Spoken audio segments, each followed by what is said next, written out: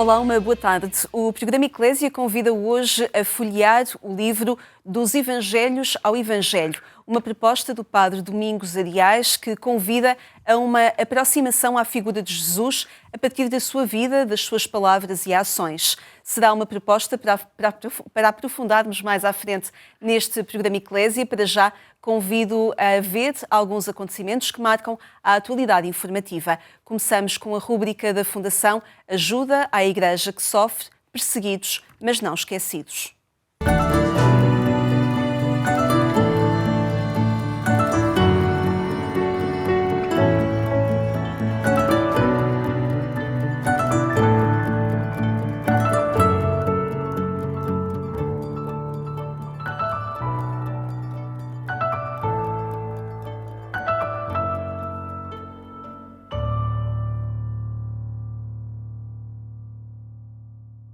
O terrorismo é como um cancro, chega insidioso, instala-se em silêncio, vai corroendo, muitas vezes é fatal.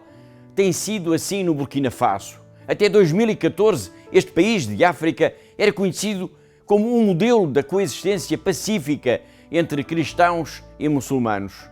Até que começaram os primeiros ataques, as primeiras mortes, as primeiras pessoas em fuga, os primeiros campos de refugiados e de deslocados. Para se combater este cancro é preciso promover o diálogo interreligioso. É isso que faz o Padre Alexis, que é o diretor da Rádio Notre-Dame, a rádio de Nossa Senhora, em Caia.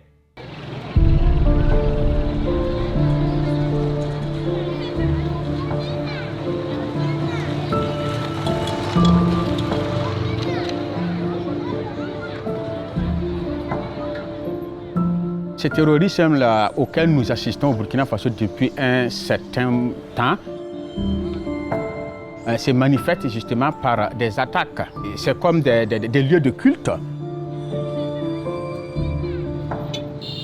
Et leur stratégie dès le début, c'est de diviser les Burkinabés et d'amener les Burkinabés à s'affronter. Je suis le directeur de la catholique Radio Notre-Dame de Caia. Mon rôle est de renforcer le dialogue entre les membres de différentes confessions religieuses.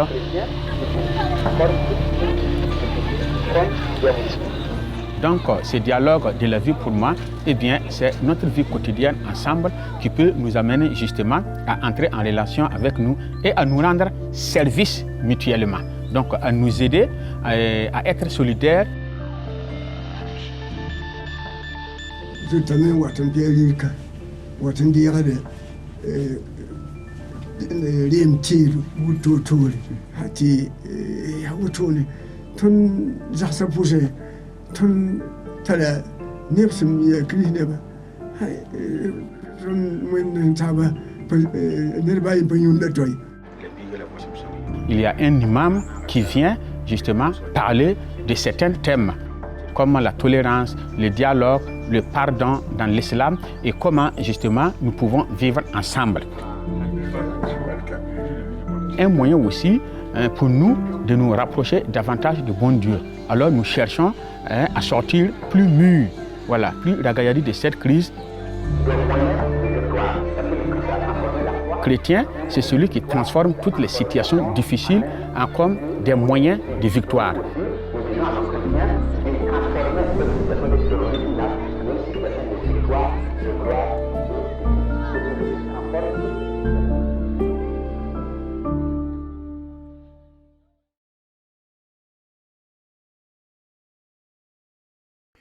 O edifício da rádio do Padre Alexis parece um barracão. Bem, na verdade, é mesmo um barracão. Tal como as casas naquele bairro são quase só barracas e as ruas são apenas pedaços de terra esburacada e lameada. Mas para quem espreita de fora, não percebe a importância da rádio de Nossa Senhora em Caia, no Burkina Faso. É que, por ali, ao promover-se o diálogo entre religiões, está-se a fazer muito, imenso, no combate ao terrorismo. O diálogo é um antibiótico, talvez o único, contra o cancro do terrorismo, contra o absurdo da violência jihadista que já tomou conta de grande parte deste país de África e que tem vindo a alastrar como uma doença por todo o continente. Todas as semanas nós marcamos encontro aqui porque há uma igreja que precisa da nossa ajuda.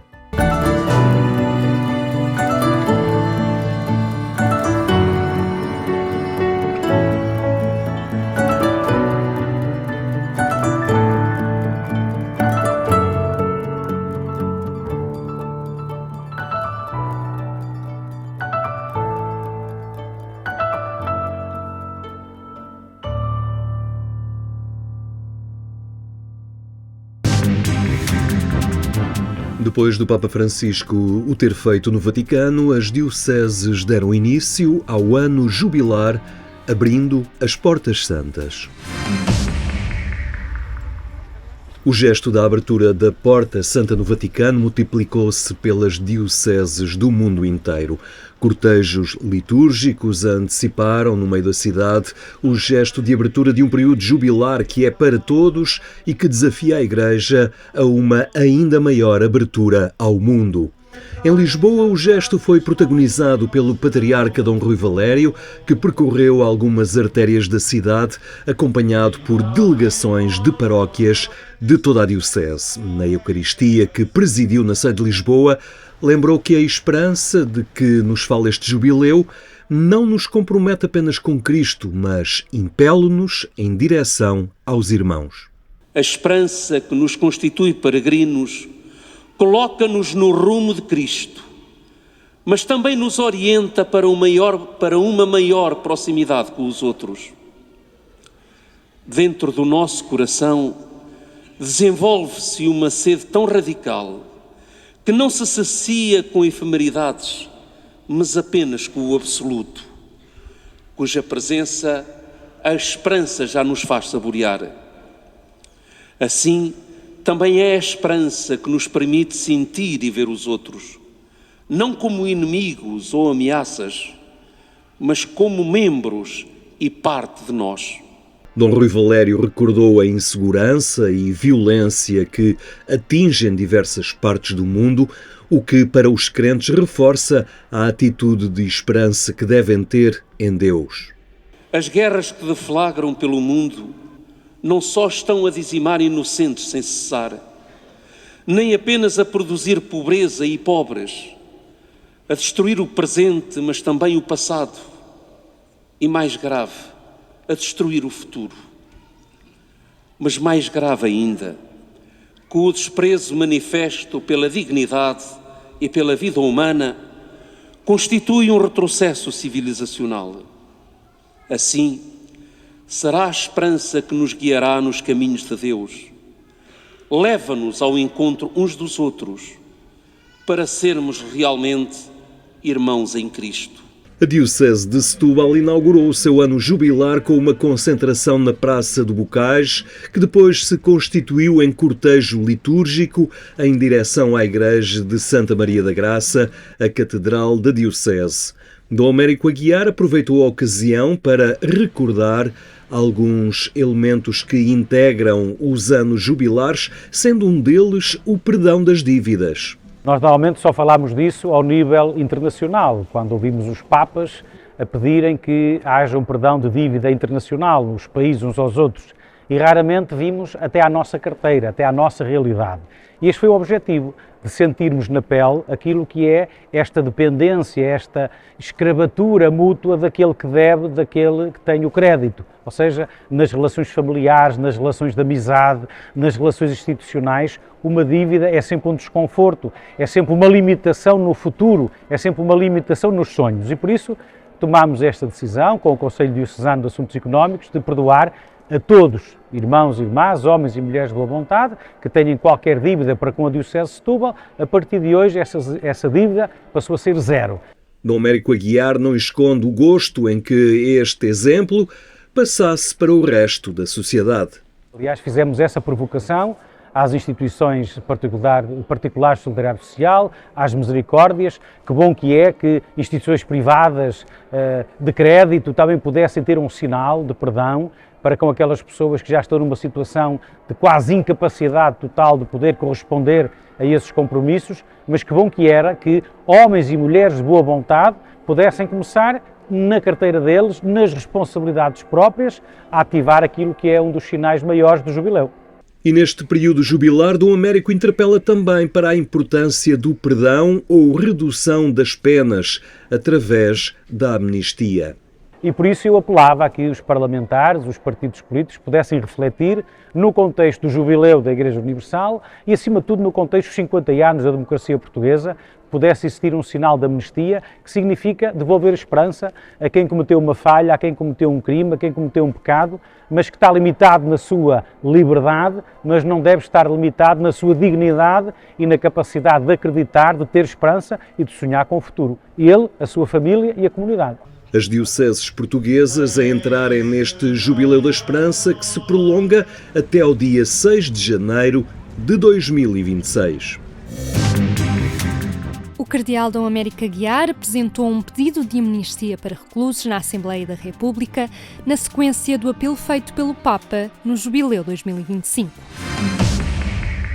Foi numa carta que o pedido de amnistia para reclusos foi entregue em mãos pelo cardeal Dom Américo Aguiar ao Presidente da Assembleia da República a propósito dos 50 anos do regime democrático e do Jubileu 2025. O que é que nos pede o Papa Francisco? Que sejamos capazes de um sinal extraordinário de misericórdia, de perdão, uma nesgazinha de esperança para quem cometeu uma falha, foi condenado, está a cumprir uma pena, e o que é que nós estamos a dizer? Que essa pena possa ter uma diminuição, possa ter menos tempo um bocadinho, como sinal de esperança, como sinal de confiança, como sinal de que acreditamos que quem é preso não é para ficar pior eternamente lá. Acreditamos que quem é preso vai cumprir uma pena e vai sair de lá melhor cidadão para retornar à sua vida. Entre os partidos com assento parlamentar parece não haver consenso. Chega e Iniciativa Liberal mostram-se contra a amnistia, PCP entende que possibilidade não deve ser excluída à partida e Bloco de Esquerda refere que vai apresentar uma proposta de lei. O Chega não vai acompanhar nenhuma iniciativa de amnistia, tenha ela a forma de petição num conjunto de cidadãos, venha ela a ter a forma, como já ouvi alguns grupos parlamentares admitir também, de uma proposta de lei entregue por outros partidos aqui no Parlamento. Nós não votaremos a favor, votaremos contra uma nova amnistia. Eu recordo que, por ocasião das Jornadas Mundiais da Juventude, houve já um processo de amnistia e estas matérias têm que ser matérias que funcionam por exceção, e não podem representar uma permanente intromissão do poder político ou até, neste caso, de confissões religiosas, naquilo que é a independência dos tribunais. Estamos a falar de uma medida que trará melhores condições para a reinserção social, mais direitos humanos, e é nesse espírito que o Bloco de Esquerda está a trabalhar num projeto de lei que anunciará, que apresentará nos próximos dias. Achamos que as propostas em questões como estas não podem ser aceitas sem mais, e, portanto, tem que haver, obviamente, uma ponderação muito cuidada daquilo que se está a propor e daquilo que se pretende aprovar, mas não vemos razão para que se possa excluir a partir dessa ideia. Mais informações em agência.eclésia.pt. Recebemos agora o Padre Domingos Arias, autor do livro Dos Evangelhos ao Evangelho. Obrigada, Padre Domingos, por estar connosco, autor deste livro, recentemente editado pela Paulinas Editora. Neste contexto de jubileu que vivemos, o jubileu do Ano Santo, que convite é este de nos aproximarmos mais da figura de Jesus? Realmente este livro resulta de uma investigação histórica e teológica que fiz realmente em Roma e em Jerusalém, na Universidade Hebraica de Jerusalém e também no Pontifício Instituto Bíblico de Roma. E, no fundo, pretende desmontar alguns mitos que, neste tempo da pós-modernidade, se criaram à volta dos Evangelhos de Cristo e à volta, digamos assim, da mensagem de Jesus. No fundo, a pergunta que me orientou na feitura e redação deste livro é quando e porquê foram escritos os 4 Evangelhos, quando e porquê foram escritas as cartas de Paulo. E essas perguntas podem ser feitas tanto por pessoas crentes como não crentes, Exatamente. ou pessoas mais dentro da linguagem religiosa, ou outros que se questionem sobre a vida, as palavras e a ação de Jesus? Exatamente, porque é uma pergunta, digamos assim, universal. E então a minha investigação pretende remontar a Cristo, não é? Que pregou o Evangelho, que significa boa nova, boa notícia para a humanidade, acompanhado dos sinais, milagres, prodígios, sabedoria da sua palavra. E Jesus escolheu 12 e chamou 12 para estarem com ele, o acompanharem. Depois subiu com eles a Jerusalém. Um deles, o Judas Iscariotes, o traiu por 30 moedas de prata, o entregou aos sumos sacerdotes e aos chefes do povo.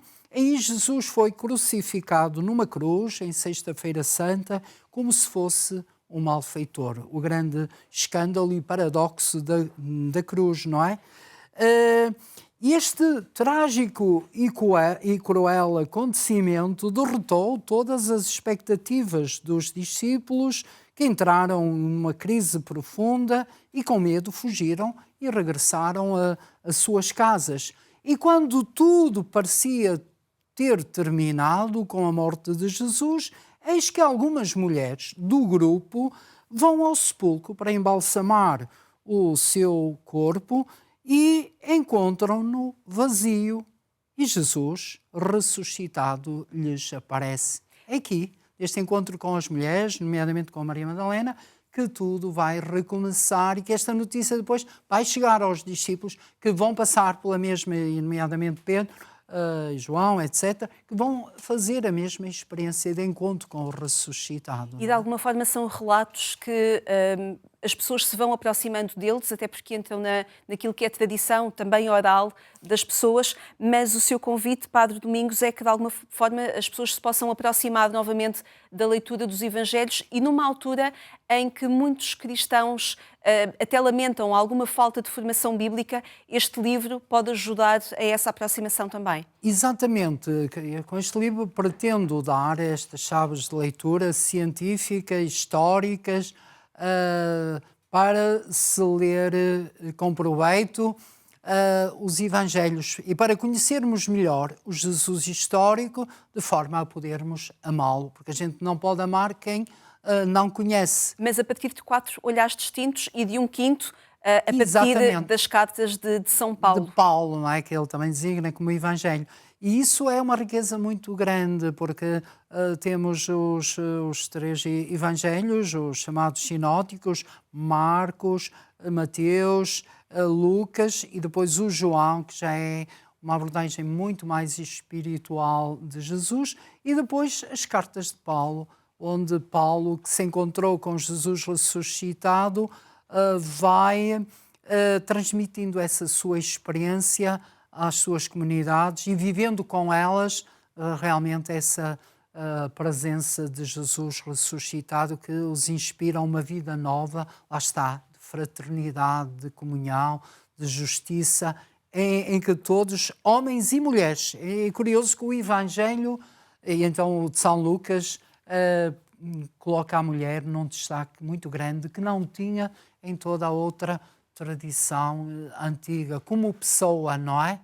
Como pessoa, e por isso com uma dignidade muito grande. Por aí nós vemos que os Evangelhos são, digamos, uma reflexão profunda e fazem crescer o humanismo e a humanidade em relação a todas as pessoas, em relação a todo o género humano. Podemos perceber neste seu estudo e olhando para aquilo que também que tem sido o seu percurso, uma grande paixão pela Bíblia, pela Sagrada Escritura. Sim. É também professor de Sagrada Escritura, aliás. Sim.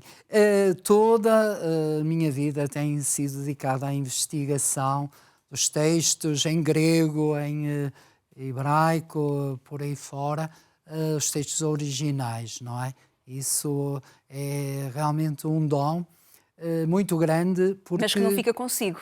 Sim, exatamente, porque nos permite ir às fontes, não é comentários, não são fábulas, é ir às fontes e beber mesmo nas fontes não é? Todo este processo de transmissão oral, antes de ser escritos os Evangelhos, foram vividos na comunidade, foram pregados, foram vividos e depois se gerou a tradição oral a partir do Evangelho de Marcos primitivo e de uma chamada fonte que vem do alemão, Quell, que significa fonte, que depois os outros evangelistas recolheram e procuraram transmitir, tendo em conta as comunidades onde viviam e na sua perspectiva teológica. Podemos, de alguma forma, também perceber nesta proposta dos Evangelhos ao Evangelho um convite para um olhar renovado em Jesus. O Papa Francisco também tem convidado a redescobrir a figura, mas também a figura central de Jesus na Bíblia,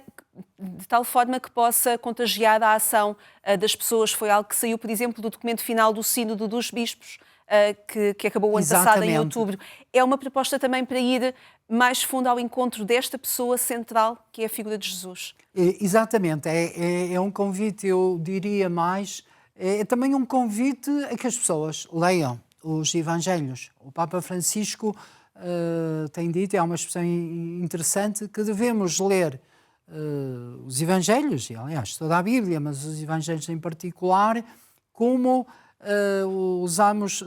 devemos usar os Evangelhos como usamos o telemóvel, todos os dias, não é? Porque os Evangelhos são uma fonte de inspiração enorme para a nossa vida. E veja que ao longo dos séculos as obras de arte, não é?